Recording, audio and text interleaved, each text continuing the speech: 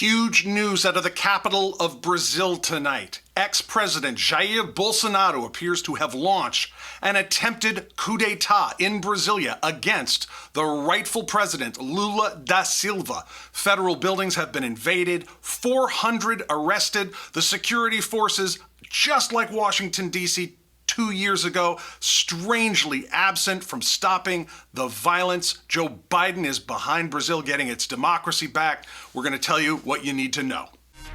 Guys, it's time for some game theory.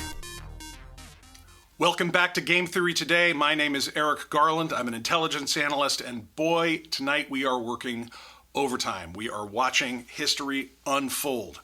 Tonight, in the country of Brazil, in the capital, Brasília, there has been an attempted coup d'etat in almost exactly the same manner as the attempted coup d'etat of January 6th, 2021 in Washington, D.C.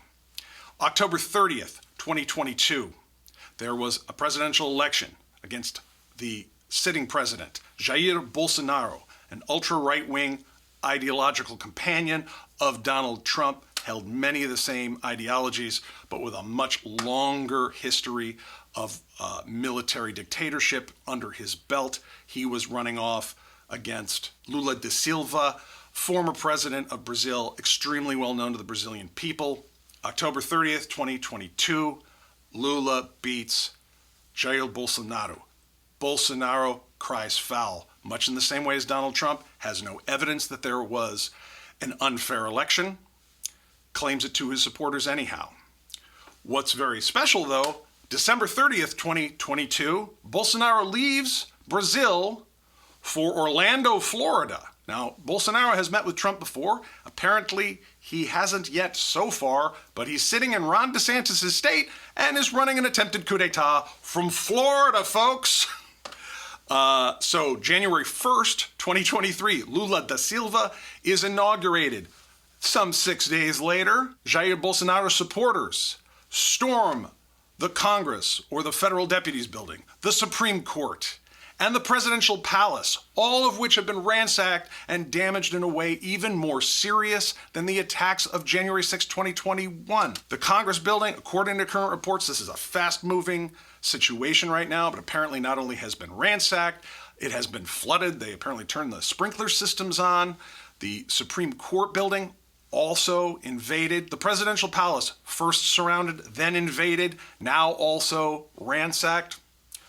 President Lula da Silva has called for emergency powers to regain control over the country's democratic institutions, and President Joe Biden has promised full support of his duly elected democratic presidential administration.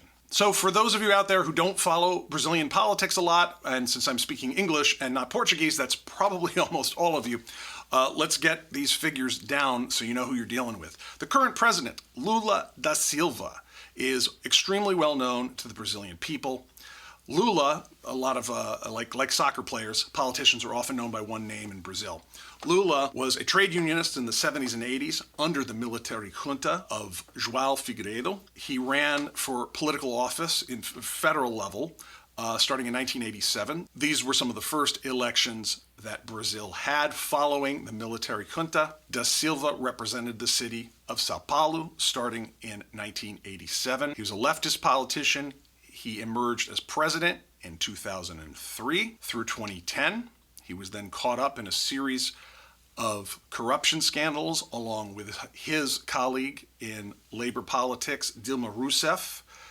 Da Silva served around 500 days in prison of a 9-year sentence. He emerged out of prison. He ran again in 2022 against Jair Bolsonaro. He won on October 30th, and now he is dependent on American support to get the democratic institutions of his country back under control as Jair Bolsonaro and his allies are attacking the very fabric of Brazilian democracy. Now we know Lula da Silva was a trade unionist coming from the left representing Sao Paulo. Politically, Jair Bolsonaro comes from the military perspective. He represents Rio de Janeiro from the right wing. He rose up during the military junta during the 1970s. He left high school in 73, went right into military academy.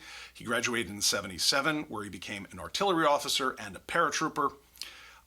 His military career came to an end in the mid-'80s with a court-martial. He was accused of a domestic terror plot, possibly even bombing military bases within the country. He was acquitted of that and then went into politics, first as a city councilman for Rio de Janeiro, and then in 1991 going into Brasília as a federal deputy representing Rio de Janeiro.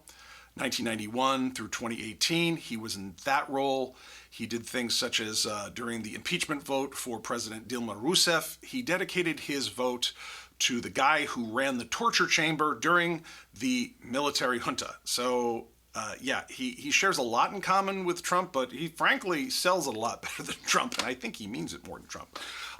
Nevertheless, what's most important about Jair Bolsonaro is that he is a big favorite of Moscow and Beijing. And how do you know someone's a favorite of Beijing? They let Huawei in the door. So long after many North American and European countries have been getting ZTE, Hikvision, and Huawei out of their infrastructures, Jair Bolsonaro has still been letting China in. And that's a big deal in a country that has so many commodities that China has needed. China wasn't even in the top 5 of Brazil's trading partners prior to 2009. Ever since then, ever since Obama got in, they have been just rushing into South America, and they've taken the lead trade position in Brazil, as they have in Chile and Uruguay and Paraguay. So this is an important geopolitical move, and for Bolsonaro to come out isn't just a loss for the right wing in Brazil, it's a loss for Xi Jinping. I'd say it's a loss for Vladimir Putin as well, but Putin's on his way out. Anyhow, Russia doesn't have much influence left. Its money has been cut off. China has a lot of problems right now, but it still is very influential the world over. This is a major loss, not just for the right wing in Brazil, not just for the right wing ideology globally, which is being thankfully pushed back, but it's a huge loss for Beijing. Are we going to find out that this attack by Bolsonaro supporters were funded? If these attacks were funded by Beijing, just like we've discovered that America's were. And who else supported this? Have we got any Saudi interference here? One of the big things that we hope to learn from prosecutor Jack Smith's grand juries, which are open now, which Trump's attorneys have been in apparently at the appellate court, trying to fight something from coming out. Kyle Cheney from Politico has done a great job reading the tea leaves of those appellate dockets there. And it looks like Jack Smith's grand juries are ready to strike. We might learn a lot about who was behind the attacks of January 6th. Domestic actors, we might even learn about foreign actors. And right now we have, unfortunately, a second active comparator here in Brasília.